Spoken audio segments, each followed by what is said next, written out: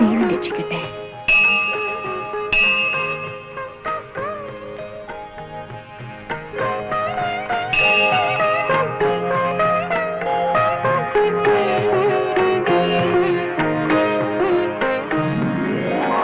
അയ്യേ, ഇതെന്താ കരയുന്നോ? ആദ്യമായിട്ട് സ്കൂളിൽ പോകുന്ന കുട്ടികളെ പോലെ ചാർജ് എടുക്കാൻ പോണേ ആഭ്യന്തരമന്ത്രി.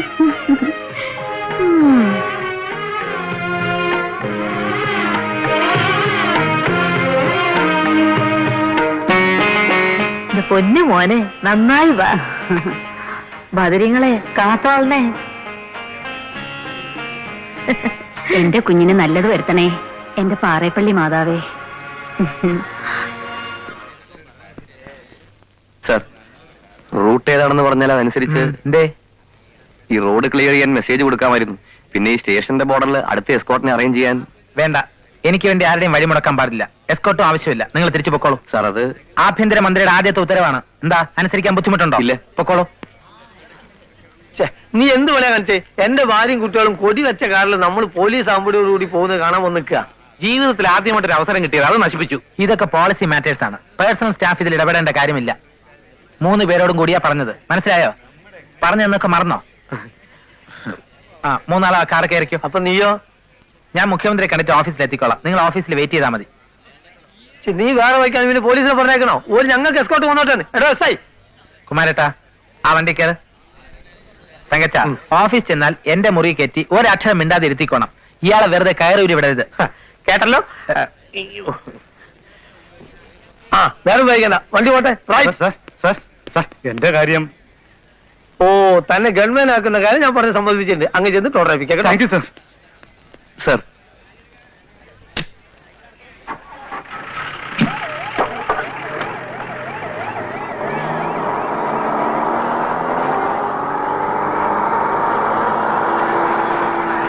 അതെ, ഹോം മിനിസ്റ്ററുടെ ഓഫീസിൽ നിന്ന് സലീമാണ് സംസാരിക്കുന്നത്.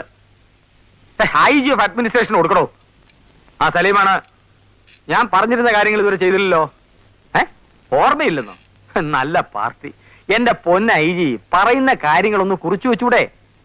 സർക്കാർ വക ഡയറി ഉണ്ടല്ലോ. എന്നാ കേട്ടോ, കൂത്താട്ടുള്ളത്തുനിന്ന് സർക്കിൾ ഇൻസ്പെക്ടർ കുഞ്ഞിരാമനെ കുന്നമംഗലത്തേക്ക് ഓടിക്കണം. Instant transfer. അവിടുന്ന് അടുത്ത ആഴ്ച കുഞ്ഞിരാമനെ വീണ്ടും കുന്നംകുളത്തേക്ക് തട്ടണം. അത് പണിഷ്മെന്റ് ട്രാൻസ്ഫർ. അതിന്റെ അടുത്ത ആഴ്ച അയാളെ വീണ്ടും കൂത്താട്ടുള്ളത്തേക്ക് ഓടിക്കണം. അത് കൺസലേഷൻ. അതെ, സർക്കിൾ ഇൻസ്പെക്ടർ അല്ലേ, കിടന്നൊന്ന് സർക്കിൾ അടിക്കട്ടെ. ഇല്ല, മന്ത്രി വന്നിട്ടില്ല. വരുന്ന വഴിക്ക് CM-നെ കയറി കാണണമെന്നോ അനുവാദം ചോദിച്ചിട്ടേ ചാർജ് എടുക്കുള്ളൂ എന്നൊക്കെ പറയുന്നത് കേട്ടു. ഗുരുത്തോണ്ടെന്ന് തോന്നുന്നു. പിന്നെ സ്റ്റാഫ് ആണെന്നും പറഞ്ഞൊരു 3 പേര് ഇവിടെ വന്നിരിപ്പുണ്ട്. കണ്ടിട്ട് കുഴപ്പക്കാരല്ല. അതിലൊരാൾക്കൊരു കൺട്രി ലുക്കുണ്ട്. തങ്കച്ചനല്ല, കുമാരേട്ടനെ. എന്നെ ഞാൻ അവൻ അതെ, മന്ത്രി തന്നെ ഒരു ചേരി ലൈൻ ആയതുകൊണ്ട് സ്റ്റാഫും ഒക്കെ അത്രയല്ലേ വരൂ. അതെ അതെ, കണ്ടിടത്തോളം എല്ലാം ഒരു തൊട്ടി സെറ്റപ്പാണ്. ആരാ തൊട്ടി? Country rascal. ഇനി കൺട്രി എന്ന് വിളിച്ച് അടിച്ചു കണ്ണി അങ്ങോട്ട് ഇങ്ങോട്ട്. ഓഹോ, നിന്നെയൊക്കെ ഡീൽ ചെയ്യാൻ IG തന്നെ വിളിച്ചു വരുത്താം. IG, ഇവിടെ ഒരു ടെൻഷൻ ഉണ്ട്. ഒരു വണ്ടി പോലീസിനെ ഇങ്ങോട്ട് അയക്കണം. വേണ്ടി വരില്ല, പോലീസിനായ വേണ്ടി വരില്ല. പകരം നിങ്ങൾ തന്നെ വന്നാൽ മതി. വിളിച്ചാൽ ഉടനെ വരാം. ഇയാളാണോ ഇവിടുത്തെ പോലീസിനെ തീർത്തെടുത്ത് വളർത്തുന്നത്? ആഭ്യന്തരമന്ത്രിയുടെ കസാര കയറിയിട്ട് ആരാണോ താൻ പേടിപ്പിക്കുന്നത്? ഇറങ്ങി പോടാ. അവിടെ ആഭ്യന്തരമന്ത്രിയുടെ ഓഫീസല്ല, മുഖ്യമന്ത്രിയുടെ ഓഫീസിൽ പോലും പോയി ഈ സലീം പേടിപ്പിക്കും. പൂജപ്പര ജയിലിൽ കിടക്കണ്ടെന്നുണ്ടെങ്കിൽ ഒരക്ഷരം വേണ്ടി പോകരുത്. കുമാരേട്ട ഒന്ന് അടങ്ങുന്നു. ഒരക്ഷരം മിണ്ടരെന്ന് പറഞ്ഞാൽ ഇങ്ങോട്ട് വിട്ടിരിക്കുന്നത്. മിണ്ടായിരിക്കും. വേണ്ട, ഇനി പോലീസിനെ അയക്കണ്ട. വിവരമില്ലാത്ത കൺട്രീസ് അല്ലേ, സാക്ഷരത ലേശം കുറവാ. അവരോട് നമ്മൾ വേണം ക്ഷമിക്കാൻ. കുമാരേട്ട, ആരാ എന്തെന്നറിയാൻ നമ്മൾ കയറി ഉടക്കരുത്. വെറുതെ ഗോപാലകൃഷ്ണന്റെ ജോലി പോവും. പിന്നെ ആ സർക്കിൾ ഇൻസ്പെക്ടർ കുഞ്ഞിരാമന്റെ 2 ഇൻക്രിമെന്റും കൂടി കട്ട് ചെയ്തേക്കണം. ഇൻക്രിമെന്റ് കട്ട് ചെയ്യാൻ പറഞ്ഞ് താൻ ഫോൺ കട്ട് ചെയ്തല്ലോടോ. ആഹാ, എഴുന്നേക്കടോ. എഴുന്നേക്കാൻ. മിനിസ്റ്റർക്ക് എന്റെ മനസ്സിലെല്ലാം തോന്നുന്നു. I M Saleem caucus. കേട്ടിട്ടുണ്ടാവും. ധാരാളം കേട്ടിട്ടുണ്ട്. കേൾക്കാതിരിക്കാൻ വഴിയില്ല. അധികാര സ്ഥാനങ്ങളിൽ ഇരിക്കുന്നവരെ മണിയടിച്ചും പാദസേവ നടത്തിയും കാര്യങ്ങൾ സാധിച്ചെടുക്കുന്ന ഇത്തിൽ കണ്ണി പാരസൈറ്റ് കോക്കസ് സലീം. നോക്കണ്ട, ഹോം മിനിസ്റ്ററുടെ ഓഫീസിലും റെസിഡൻസിലും കാലുകുത്താൻ പോലും തനിക്ക് അനുവാദം ഉണ്ടായിരിക്കില്ല. സാർ എന്നെ അപമാനിക്കരുത്. ഭരണത്തിന്റെ ഇടനാഴികളിൽ ഇന്ന് വരെ ആരും എന്നോട് ഇങ്ങനെ ഇടപെട്ടിട്ടില്ല. സാർ എന്നെ വിശ്വസിക്കണം. ഞാൻ എന്നും സാറിനൊരു ഹെൽപ്പായിരിക്കും. എന്ത് ഹെൽപ്പ് വേണമെങ്കിലും ഞാൻ ചെയ്തു തരാം. അനുവാദം ഉണ്ടെങ്കിൽ ഞങ്ങൾ ഇവനെ കൈകാര്യം ചെയ്തോളാം. ഇവൻ ആൾ ഈ ടൈപ്പാണെന്ന് അറിഞ്ഞിരുന്നെങ്കിൽ മന്ത്രി വരുന്നതിന് മുമ്പ് ഞങ്ങൾ അടിച്ച് ആസ്പത്രിയിൽ എത്തിക്കില്ലായിരുന്നോ? അല്ല അതിപ്പോ വേണേലാവാം. തുടങ്ങട്ടെ. വേണ്ട, നിങ്ങളൊന്നും ചെയ്യണ്ട. ആ സെക്യൂരിറ്റി ഓഫീസറോട് ഇയാളെ കന്റോൺമെന്റ് സ്റ്റേഷനിൽ കൊണ്ടുപോയി കേസ് ചാർജ് ചെയ്യാൻ പറയൂ. എന്തിന്? ഹോം മിനിസ്റ്ററുടെ ഓഫീസിൽ അതിക്രമിച്ച് കയറിയതിന്. ഇങ്ങ് വന്നാട്ടെ, ഇങ്ങ് വന്നാട്ടെ. അതെ, ഞാന് എന്റെ AC കാറിൽ വന്നോളാം. കഴുത്തിൽ വിട്.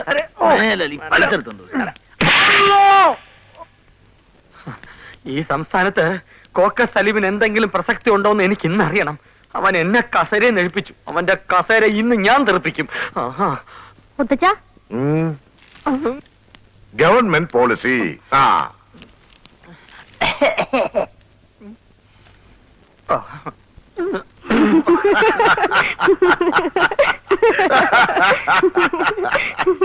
എന്തിനാ രണ്ടുപേരും ചിരിക്കുന്നത്? അവൻ നിന്നെ ഇറക്കി വിട്ടോ ആ ഗോപാലകൃഷ്ണൻ? എന്ത് പറ്റി? അത് പിന്നെ ഇവിടെ എങ്ങനെ അറിഞ്ഞു? അവൻ എന്നെ ഫോൺ ചെയ്ത് പറഞ്ഞു. താൻ എന്തിനാണോ എന്റെ പേരും പറഞ്ഞിങ്ങനെ നാണങ്ങളാ നടക്കുന്നത്? നന്നായി പോയി. എന്നെ ഇറക്കി വിട്ടത് എനിക്കൊരു പ്രശ്നമല്ല. ഇതിനു മുമ്പും ഈ സലീമിനെ പലരും പലയിടത്തുനിന്നും ആട്ടി ഇറക്കിയിട്ടുണ്ട്. തീർന്നല്ലോ. പിന്നെ ഇപ്പൊ എന്താ പ്രശ്നം? എനിക്ക് പ്രശ്നമൊന്നുമില്ല. മുഖത്തു നോക്കി നല്ല 10 തെറി കൂട്ടി സ്വന്തം തന്തയ്ക്ക് വിളിക്കുന്നത് ഈ സലീം നല്ല പുഷ്പം പോലെ കേട്ടോണ്ടിട്ടുണ്ട്. ഒരു തവണയല്ല, പലതവണ, ഒരുപാട് തവണ. അയ്യേ, പക്ഷേ അവൻ എന്റെ മുഖത്തു നോക്കി ഇവിടുത്തെ തന്തയ്ക്ക് വിളിച്ചപ്പോ ഓ അവൻ അങ്ങനെ വിളിച്ചോ? എന്നിട്ട് താളം ചെയ്തു? ഞാൻ കേട്ടോണ്ടെങ്കി പോകുന്നു. ചിരിക്കണ്ട, എനിക്ക് രണ്ടിലൊന്നും അറിയണം. എന്താ അറിയേണ്ടത്? CM-ന് എന്നെ വേണോ അത് എങ്ങാണ്ടിരുന്ന ഗോപാലകൃഷ്ണനെ വേണോ? എനിക്ക് നിന്നെയും വേണം അവനെയും വേണം. അത് ഡിപ്ലോമസി. അത് മൂവർ സംഘത്തിനോട് മതി, എന്നോട് വേണ്ട. എടോ, നിയമസഭയിൽ എന്റെ സർക്കാരിന്റെ ഭൂരിപക്ഷം നിലനിർത്താൻ എനിക്ക് അവൻ വേണം. അപ്പൊ ഇവനോ? ഇവൻ എന്റെ അടുക്കള കാര്യങ്ങൾ നോക്കാൻ. അങ്ങനെ എന്നെ കൊച്ചാക്കണ്ട. അവന്റെ പോലീസുണ്ട്, എന്റെ പോക്കൃത്തനുണ്ട്. പത്രം വിറ്റിടന്ന ചെറ്റ. ആഭ്യന്തര വകുപ്പ് തലയിടവോ ഞാൻ നോക്കട്ടെ. യുദ്ധമെങ്കിൽ സമാധാനം, യുദ്ധമെങ്കിൽ യുദ്ധം. ഞാൻ ഫൈറ്റ് ചെയ്യാൻ തീരുമാനിച്ചു. എടാ വിട്ടി, ഇനി മുതൽ നീ ആഭ്യന്തര വകുപ്പിൽ തലയിടാതിരിക്കുന്നതാ ബുദ്ധി. ചിലപ്പോ നിന്റെ തല പോയെന്നിരിക്കും. പിന്നെ ഞാൻ എന്ത് ചെയ്യും? ഏത് വകുപ്പിൽ തലയിടും? എവിടെങ്കിലും തലയിടാതെ എനിക്ക് ജീവിക്കാൻ പറ്റില്ല. അടുക്കളയിലോട്ട് അല്ലേ, അവിടെ നല്ല ഉപ്പുവാങ്ങാൻ വേണ്ട ഇരിപ്പുണ്ട്. അതിനകത്തോണ്ട് പോയി തലയിട്. പോ. ഉപ്പ് വാങ്ങ പോകാൻ പോ.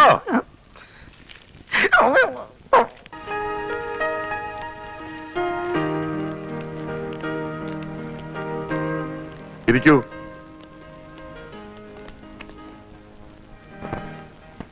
അങ്ങ് തന്നെ. ഏയ്, എനിക്ക് പറയാനുള്ളതൊക്കെ ഞാൻ ഒരുപാട് തവണ ഇവരോട് പറഞ്ഞിട്ടുള്ളതാ. കേട്ട് കേട്ട് ഇവർക്ക് മടുത്തു, പറഞ്ഞു പറഞ്ഞ് എനിക്കും. ഇനി നിങ്ങൾക്ക് കേൾക്കാനുള്ളതൊക്കെ പറയുന്നത് ഗോപാലകൃഷ്ണനായിരിക്കും. ഞാൻ നിങ്ങളെയൊക്കെ വിളിച്ചു വരുത്തിയത്. Excuse me sir, with your permission. Yes. Sir ഒരു അല്പം കൂടെ ഉറക്കെ സംസാരിച്ചിരുന്നെങ്കിൽ. ശബ്ദം എന്റേതുപോലെ അത്ര ഗംഭീരമല്ലെങ്കിലും പറയാനുള്ളത് അല്പം കടുപ്പത്തിലാകുമോ എന്ന് സംശയമുണ്ട്. You carry on.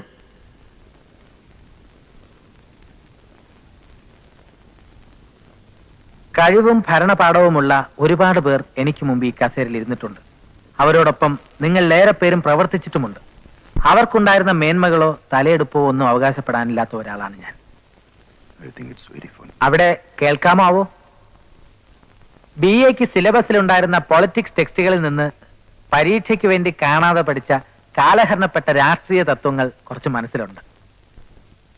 പിന്നെ പത്രവിൽപ്പനക്കാരൻ എന്ന നിലയിൽ മതിലിനപ്പുറത്തും ഇപ്പുറത്തും നിന്നുള്ള എളിയ പൊതുജന സമ്പർക്കം, ദരിദ്രമായ ചുറ്റുപാടുകളുള്ള ഒരു ചേരിയിലെ സാധാരണക്കാരുമായി അവരുടെ നിത്യജീവിത പ്രശ്നങ്ങളുമായുള്ള മുഖപരിചയം, ഇത്രയൊക്കെയാണ് എന്റെ പരിമിതമായ ക്രെഡൻഷ്യൽസ്.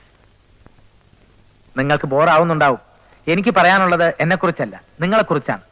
ആരെയും വ്യക്തിപരമായി നോവിക്കാൻ ഞാൻ ആഗ്രഹിക്കുന്നില്ല. പോലീസിനെ കുറിച്ച് കേവലം ഒരു സാധാരണക്കാരന്റെ കാഴ്ചപ്പാട് മാത്രമാണ് ഇപ്പോഴും എനിക്കുള്ളത്.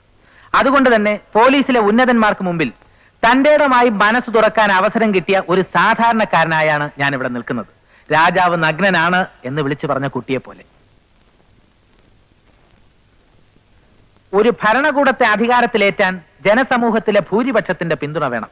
എന്നാൽ ജനങ്ങൾ അധികാരത്തിലേറ്റിയ ഒരു ഭരണകൂടത്തിന്റെ മാനം കെടുത്താൻ, അതിനെ വലിച്ച് താഴെ ഇറക്കാൻ ഒരു പിടി പോലീസുകാരുടെ തോന്നിയാസം മതിയാവും എന്ന് എവിടെയോ വായിച്ചിട്ടുണ്ട്. ഞാനത് വിശ്വസിക്കാതിരിക്കാം, പക്ഷെ ജനങ്ങൾ അങ്ങനെ വിശ്വസിക്കുന്നു. ജനങ്ങളെ നിങ്ങൾ ഭയപ്പെടുത്തുന്നു. അറപ്പും ഭീതിയും അവിശ്വാസവും നിറഞ്ഞ കണ്ണുകളിലൂടെ ജനം നിങ്ങളെ നോക്കിക്കാണുന്നു. രാഷ്ട്രീയക്കാർക്ക് അതിൽ പങ്കുണ്ടാവാം, എങ്കിലും ഒരു വലിയ പരിധിവരെ നിങ്ങൾ തന്നെയാണ് അതിന് ഉത്തരവാദികൾ. നിങ്ങൾ ജനങ്ങളെ പീഡിപ്പിക്കുന്നു, അവരുടെ മേൽ കുതിര കയറുന്നു. സൈക്കിളിൽ ഓവർലോഡ് പോകുന്ന സാധാരണക്കാരനെ ട്രാഫിക് നിയമലംഘനത്തിന്റെ പേരിൽ പിടിച്ചിറക്കി നിങ്ങൾ കൂമ്പിനിടിക്കുന്നു, അവന്റെ വാൽ ട്യൂബ് ഊരുന്നു. എനിക്ക് അനുഭവമുണ്ട്. എന്നിട്ട് അതേ നിങ്ങൾ തന്നെ എല്ലാ ട്രാഫിക് നിയമങ്ങളും കാറ്റിൽ പറത്തിക്കൊണ്ട് നമ്മുടെ റോഡുകളിൽ ഓവർ സ്പീഡിൽ പായുന്ന മന്ത്രി വാഹനങ്ങൾക്ക് പൈലറ്റും എസ്കട്ടും നൽകി നിയമലംഘനത്തിന് കുടപിടിക്കുന്നു. മന്ത്രിയുടെ വണ്ടി മീൻകാരന്റെ സൈക്കിളിൽ മുട്ടിയാൽ മീൻകാരനെയും സൈക്കിളിനെയും പ്രതിയാക്കി നിങ്ങൾ കേസെടുക്കുന്നു. നിയമത്തെ നിങ്ങൾ തലകീഴായി മറിക്കുന്നു. നിയമം ലംഘിക്കുന്ന മന്ത്രിമാരെ നിങ്ങൾ അറസ്റ്റ് ചെയ്യണമെന്ന് ഞാൻ പറയില്ല, അതിന് നിങ്ങൾക്ക് അധികാരമില്ലായിരിക്കാം.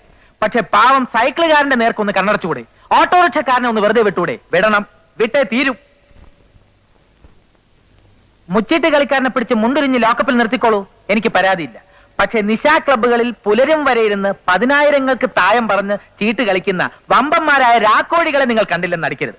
അവരുടെ കൂട്ടത്തിൽ നിങ്ങൾ ആരും ഉണ്ടാവുകയും അരുത്.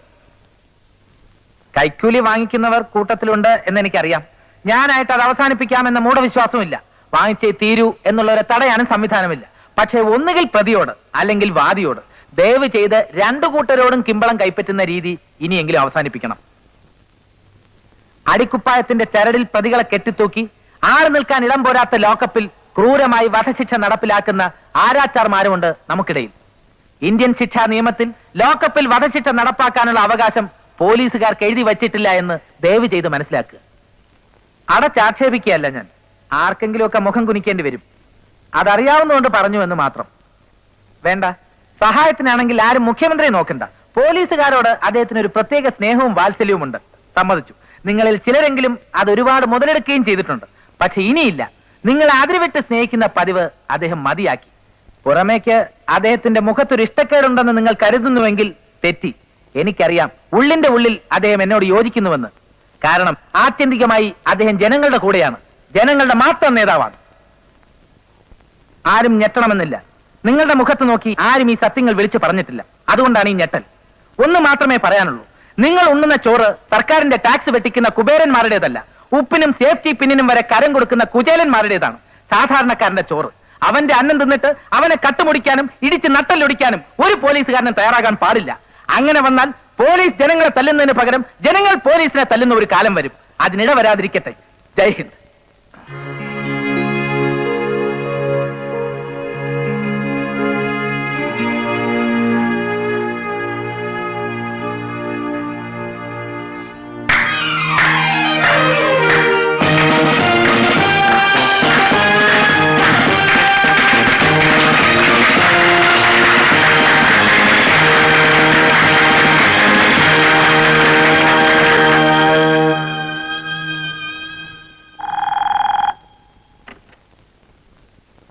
യെസ്, തിരക്കിലാണ്.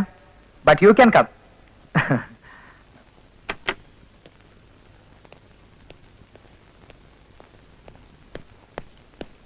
ഇരിക്കൂ. സർ, ഗുരുതരമായൊരു പ്രോട്ടോകോൾ ലംഘനം നടത്താനാണ് ഞാൻ വന്നത്. എന്തേ? എന്നെ അറസ്റ്റ് ചെയ്യാൻ പറഞ്ഞോ ഐജിമാരാരെങ്കിലും? No sir, if you permit me, എനിക്ക് അങ്ങേ ഒന്ന് കൺഗ്രാജുലേറ്റ് ചെയ്യണം. You have real guts sir, real tremendous guts. ആഭ്യന്തരമന്ത്രിയോട് സേവ പറയാൻ വന്ന ഒരു ഓഫീസറായി കാണില്ലെന്നറിയാം. അതുകൊണ്ടാണ് ഇങ്ങനൊരു സ്വാതന്ത്ര്യം, ഇങ്ങനൊരു ധൈര്യം ഞാൻ കാണിക്കുന്നത്. മുസൂറിയിലെ ട്രെയിനിങ്ങിനിടയിൽ ജീവിതം അറിഞ്ഞ അപൂർവം ഗുരുക്കന്മാരിൽ ഒരാൾ പറഞ്ഞത് ഓർമ്മയുണ്ട്, 1000 സല്യൂട്ടിന് നൽകാൻ കഴിയാത്തതെല്ലാം ഒരു ഹസ്തദാനത്തിലുണ്ടെന്ന്. ഇപ്പോഴെനിക്ക് ബോധ്യമാവുന്നു, ഒരു ഷെയ്ക്ക് ഹാൻഡിലൂടെ പ്രകടിപ്പിക്കാവുന്നതിലും അപ്പുറം ഒരുപാട് അഭിനന്ദനങ്ങൾ മനസ്സിൽ ഇനിയും ബാക്കിയുണ്ടെന്ന്. ചട്ടങ്ങൾ ലംഘിക്കുന്നതിന് മാപ്പ്. You are splendid. Congrats. Thank you. Right. Sir, അർജന്റാണെന്ന് പറഞ്ഞു. ആര്? Home minister.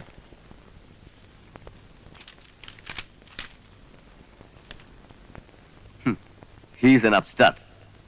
This is nothing but that all is an aberration. വന്ന് കേറിയില്ല, കസേരയിൽ ഇരുന്നിട്ട് 2 ആഴ്ച തികഞ്ഞില്ല, അതിനു മുമ്പേ തുടങ്ങി ഭരണം. Immature brat. ഇരിക്കൂ. ക്യാബിനറ്റ് ഡിസിഷൻ ഇല്ലാതെ പെട്ടെന്ന് ഇങ്ങനൊരു ഓർഡർ. എന്താണത്? മന്ത്രിമാരുടെ പോലീസ് എസ്കോർട്ട് പിൻവലിക്കാനുള്ള തീരുമാനം ഇതല്പം തിടുക്കത്തിലായി പോയില്ലേ സർ? നോ, ക്യാബിനറ്റിൽ തന്നെ ഞാൻ തീരുമാനം പറഞ്ഞിരുന്നാണല്ലോ. ഇപ്പൊ ഓർഡറായി, അത്രയല്ലേ ഉള്ളൂ. എന്നാലും മിസ്റ്റർ വിജയനുണ്ണി, ഈ സംസ്ഥാനത്ത് 1000 ജനങ്ങളെ സംരക്ഷിക്കാൻ ഒരു പോലീസുകാരൻ പോലും ഇല്ല എന്നാണ് കണക്ക്. അപ്പൊ പിന്നെ ഒരു മന്ത്രി ഓടി നടക്കുന്നിടത്തെല്ലാം 10 പോലീസുകാരും കൂടി ഓടി നടക്കുക എന്ന് പറഞ്ഞാൽ അതിന്റെ പേര് എസ്കോർട്ട് എന്നല്ല, എക്സ്ട്രാ വെഗൻസ, ദുഷ്ചിലവെന്നാണ്. അല്ല, മറ്റു മിനിസ്റ്റേഴ്സിന്റെ റിയാക്ഷൻ എന്താവുമെന്ന എന്റെ പേടി. എന്തിനു പേടിക്കണം? ആഭ്യന്തര വകുപ്പിലെ ചെലവ് ചുരുക്കൽ നടപടികളുടെ ഭാഗമായി ഇങ്ങനെ ചില സ്റ്റെപ്സ് ഉണ്ടാവുമെന്ന് ഞാൻ ക്യാബിനറ്റിൽ തുറന്നു പറഞ്ഞാണല്ലോ. അതൊക്കെ പത്രക്കാരെ ഇംപ്രസ് ചെയ്യാൻ വേണ്ടി പുതിയ മന്ത്രി ഉണ്ടാക്കിയ സെൻസേഷൻ ആണെന്ന എല്ലാവരും ധരിച്ചിരിക്കുന്നത്. ഇതിപ്പോ പെട്ടെന്ന് ഇങ്ങനെ ഒരു തീരുമാനമെടുത്താൽ പിന്നെ അത് നടപ്പിലാവണം. എസ്കോർട്ട് ഉപേക്ഷിക്കണമെന്ന് എല്ലാ മന്ത്രിമാരോടും ഞാൻ DO ലെറ്ററിലൂടെ അഭ്യർത്ഥിച്ചിട്ടുണ്ട്. അതിതുവരെ ആരും കാര്യമായി എടുത്തില്ല. അതുകൊണ്ടാണ് ഇങ്ങനെ ഒരു ഓർഡർ. ഇപ്പൊ മന്ത്രിമാർക്ക് എസ്കോർട്ട് ഓടിക്കൊണ്ടിരിക്കുന്ന പോലീസുകാരെയും വാഹനങ്ങളെയും ഉടൻ പിൻവലിച്ചേക്കൂ. എല്ലാ SP മാർക്കും മെസ്സേജ് എത്തണം. Start executing the decisions right away. അല്ല സർ, മന്ത്രിമാരാരെങ്കിലും പറ്റില്ല എന്ന് പറഞ്ഞാൽ SP മാർക്ക് ധിക്കരിക്കാൻ കഴിയില്ല. അതൊക്കെ നമ്മൾ വഴിയെ കാണുന്നു. അങ്ങനെ വരുന്നതൊക്കെ വഴിയിൽ വെച്ച് കാണാമെന്ന്.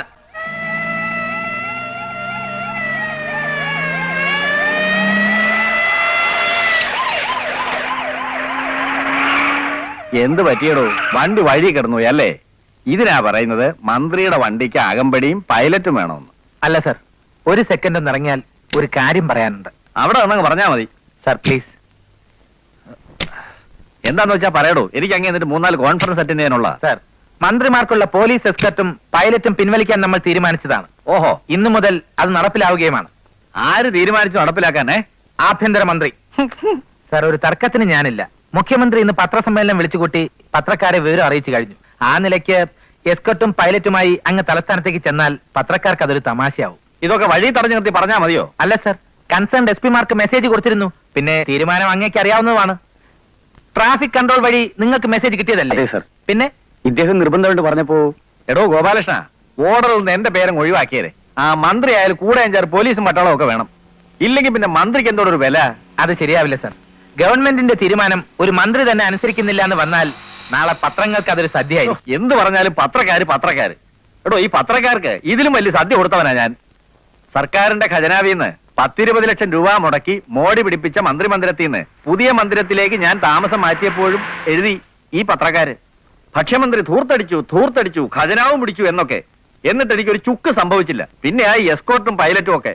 സർ, ഞാൻ വളരെ വിനയപൂർവ്വം ഒന്നുകൂടി പറയുകയാണ്, ഇവരെ റിലീവ് ചെയ്യണം. സൗകര്യമില്ല. നിങ്ങൾ ആരെയാണ് സർ പേടിക്കുന്നത്? ജനങ്ങളെയോ? കേരളത്തിലെ ഒരു മന്ത്രിയെയും ഇന്ന് വരെ ജനങ്ങൾ തെരുവിലിട്ട് കൈകാര്യം ചെയ്തിട്ടില്ല. പേപ്പട്ടിയെ പോലെ തല്ലി ചതയ്ക്കപ്പെടാൻ അർഹതയുള്ള മന്ത്രിമാരില്ലാഞ്ഞിട്ടല്ല സർ. പക്ഷെ നമ്മുടെ ജനങ്ങൾക്ക് മന്ത്രിമാരെക്കാൾ അല്പം കൂടി വിവരം ഉണ്ടായിപ്പോയി. അല്ലെങ്കിൽ പ്രതികരിക്കാനുള്ള ശേഷി നഷ്ടമായി. അതവർക്ക് തിരിച്ചു കിട്ടുന്നവരെങ്കിലും അങ്ങേ പോലുള്ളവർക്കും പോലീസിന്റെ അകമ്പടിയില്ലാതെ ഈ നാട്ടിൽ സഞ്ചരിക്കാം, ജീവഭയമില്ലാതെ. ദയവ് ചെയ്തവരോട് തിരിച്ചു പോകാൻ പറയണം സർ. നോ, സാധ്യമല്ല. എന്റെ കാര്യം ഞാൻ നോക്കിക്കോളാം. താൻ തന്റെ വകുപ്പ് അങ്ങ് ഭരിച്ചോണ്ടാ മതി. സർ, ഇവരെന്റെ വകുപ്പിൽപ്പെട്ടവരാണ്. അങ്ങേ ഇവിടെ ഉപേക്ഷിച്ചു പോകാൻ ഞാൻ ഉത്തരവിട്ടാൽ ഇവർക്ക് അതനുസരിക്കേണ്ടി വരും. അങ്ങേക്ക് നാണം കെടേണ്ടി വരും. മിച്ചമുള്ള അഭിമാനമെങ്കിലും നഷ്ടപ്പെടുത്താതിരിക്കുന്നതല്ലേ സർ ഭംഗി? കേട്ടില്ലേടോ തന്റെ വകുപ്പ് മന്ത്രിയുടെ ഉത്തരവ്? പിന്നെ എന്തിനാണോ ഞാൻ തൂങ്ങിയിരിക്കുന്നത്? പോയിക്കോടോ.